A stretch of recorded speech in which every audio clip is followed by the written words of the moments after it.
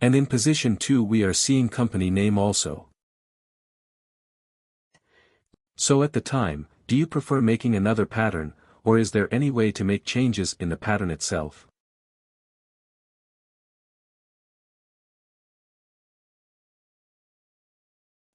That's what I'm saying. Like. So if the second position tells you Q4 and company name, comes in there. So there are ways you can, so I won't say that, create another pattern unless needed. If it is at all needed for you. So there comes classification and pattern, working hand in hand with itself. So patterns and classification does work hand in hand, because what I'll say is, if, say, suppose, 50% of your campaigns have been split using patterns. The rest, 50%, is something which is not aligning to the delimiters or not aligning to the positions that you want them. They are not as good as the rest 50 which have already matched. Though that go ahead, create a data classification sheet for yourself whereby you can just go ahead and maybe define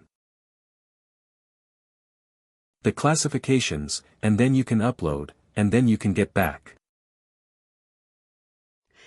Like you can just classify your data accordingly and you can classify those campaigns which are not following the pattern.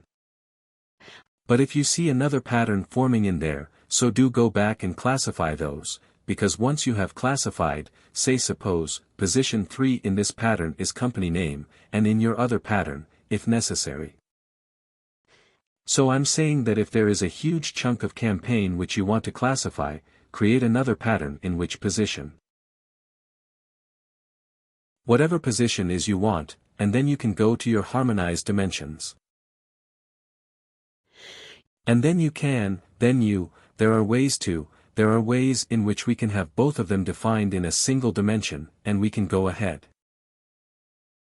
We can use formulas, maybe we can use contains, we can use, if-else, formulas whereby we can use colleagues, maybe to call these functions, whereby we can define that. This and this column means the same to me. So go ahead and you can. There are multiple ways, basically, but it depends on what's your need. If you have 5 campaigns which are unclassified, why to go for another pattern and do all these roundabout methods? Just go ahead. When we put 2 patterns, then the dimension name, whatever we gave here. That will be the same, right? It will be the same for the pattern. Yeah, got that, got it, okay, thank you. Cool, no problem, we will discuss patterns in detail. So then we will take like examples and we will see how to work on that. Rest like there is another function of extract and not extract. So when you don't extract, you don't want your position 2 to be extracted and you want only 1 and 3 and 4. What do you do with position 2?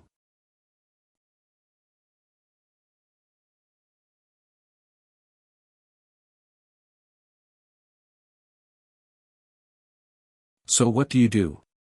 Is you just toggle this button. Once you toggle this button, it basically extracts, and once you toggle this back to the left, it basically doesn't extract. But technically, as a data structure, as a data model, how things are, this doesn't change, but your output changes, with 1, 3 and 4 getting classified as separate columns together. Okay. Cool. Then we have dimensions. We have calculated dimensions. We have hierarchy. We have data fusion. We have measurements. These are very important things. Calculated dimensions and measurements are like the functions which you will use at your fingertips every day. I believe. But then, as I mentioned, we will look for scalable methodologies as well. Because scalable methods are needed when we are working with any tool. You keep on creating calculated dimensions for yourself. One day it will happen that things will take time to load. So see 3 calculated dimensions, and this is taking time. Now think of what? I don't know what you will think, but 200, 300, 400 dimensions in there. And automatically, what happens is, once you change a date for a calculated dimension, it keeps on calculating on the fly, and then you use these calculated dimensions or calculated measurements in your dashboards.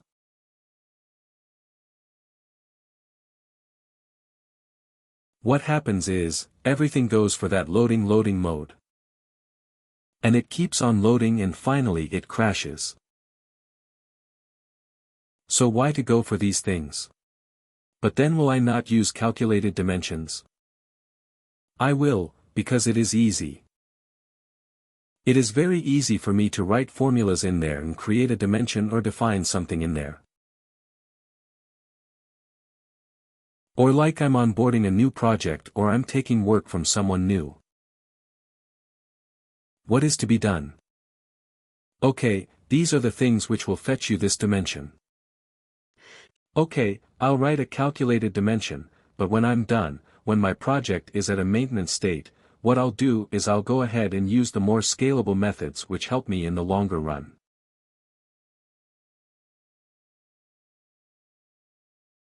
And it lessens my loading time. Loading speeds correct. We have calculated measurements. Can anyone name me? I have just one calculated measurement, maybe that you have used sometime. APM CPC. Sorry. APM CPC. CPS, CPS, CPM, CPC, correct. So yeah, those are calculated measurements. You know that. And then you have filtered measurements, and then we have the Media Transparency Center.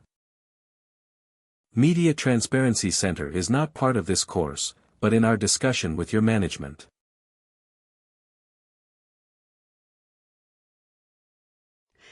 We have taken it up, like I've taken it up as one theoretical discussion that we will have, because Media Transparency Center is a very important topic altogether when it comes to Datorama, because you know what Media Transparency Center does. It basically helps you compare your planned data with your actual data. So, if you have worked with tools like Prisma or Media Tools, these are tools whereby the planned data. You get your planned data from in which it is aspired. Like you know, this is my planned data, how my execution is, how I want my campaigns to work, what is it and what are the placements, and what are the ad server placements that I want to target and how it is done. And then it is tallied with the delivered data. That you get from, like you know, the various DCM, D, B, 360s. And what you do is you tally both the data and you see at ad server placement. ID level.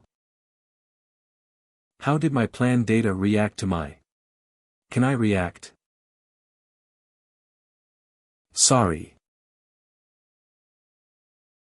Okay, nothing. Okay. So Media Transparency Center helps you to do the I/O management. And compare the plan versus actuals. So yeah, so that's about connect and mix. And then we go to analyze and act. In which we have Mr. Einstein Marketing Insights. It's basically the AI Banked Insights section, in which there are insights bots. Where you can select your KPIs and you get a direction, increasing or decreasing. And it helps you with certain analysis. You can add your filters of whatever you filter you want. And this bot basically keeps on running and it gives you whatever KPIs you have chosen. It basically analyzes the ongoing data at real time and provides you with insights which are helpful. Now I have seen those insights. I've worked on those insights and I've seen that, more than an insight, it gives you a direction towards finding the insights. And that is, I'll say, that is a very good feature. We should not depend on Einstein insights, as, whatever it gives it to me, I'll place it in a widget and I'll showcase it. People do that as well. But that is more of a... This is more of a directional tool which tells me you know what this event has happened in your campaigns or in your email deliveries.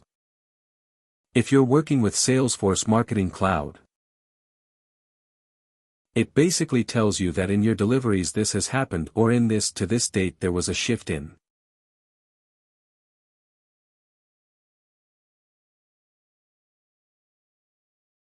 And there was a movement in that metric as a whole. And you can just go ahead and check if things are going properly.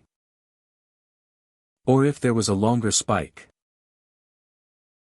It gives you, like there was a longer spike in between this to this date, and you can go ahead and check in your data what has happened. And you can go back to the story, because you will see that when there is a spike, there is a story behind it. If your graph is going at a regular speed. And then if people are into stock markets, or if you have seen stock markets or equity, or if you are doing any options trading or futures trading, anything, you will see that the market is going, which we call as market going sideways.